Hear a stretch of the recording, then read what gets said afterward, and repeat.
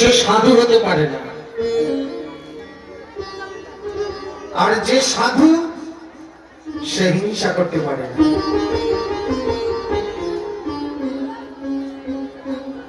সাধুর লক্ষণ ভাগবতী বলছে, মালা তিলক বেশ সিঙ্গারা খাইতে বাইরের বেশ, এতে আপনি সাধু নাও হতে পারেন। এটা বাহিরের বেশ। যেমন বেদেরা এখন সাধু বেশ ধারণ করলো, এই যে বেদরা সাধু বেশ ধারণ করলো, কিন্তু সাধু হলো কি?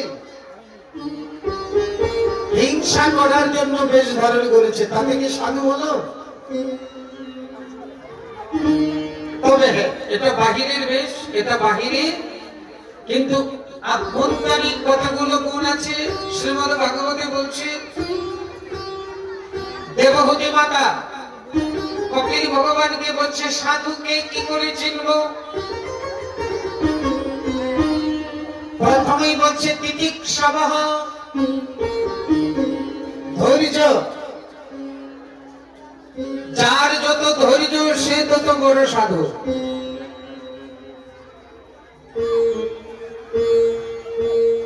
যার যত ধৈর্য বেশি সে তত বড় সাধু।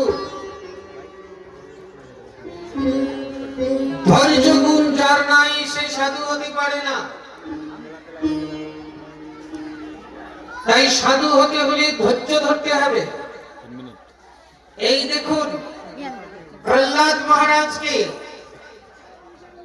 পাগলা হাতির পায়ের তলে ফেললো, সাপ দিয়ে ছিবল দেওয়ালো, বিষ পান করালো, বারবার মৃত্যুদণ্ড দিল, পাথর বেঁধে সাগরের জলে ভাসিয়ে দিল। প্রহ্লাদ কি একটু উত্তেজিত হলো? একটু কি প্রহ্লাদ উত্তেজিত হয়েছে না ক্রোধ করেছে? ধৈর্য, তিতিক্ষাবহ। হরিদাস ঠাকুরকে বাইজবাজারে বেত্রাঘাত করেছে। হরিদাস ঠাকুরকে একটা বেত্রাঘাত করেছে বীরে। ধৈর্য, তিতিক্ষাবহ। কারণিকঃ, জীবের দুঃখ দেখলে সাধুর হৃদয় বিগলিত হয়ে যায়। সাধুর হৃদয় জীবের দুঃখ দেখলে বিগলিত হয়ে যায়।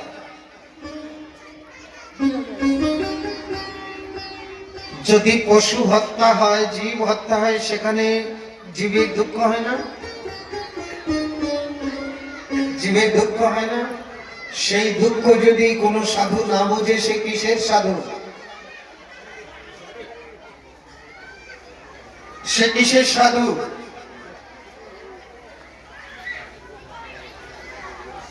প্রথম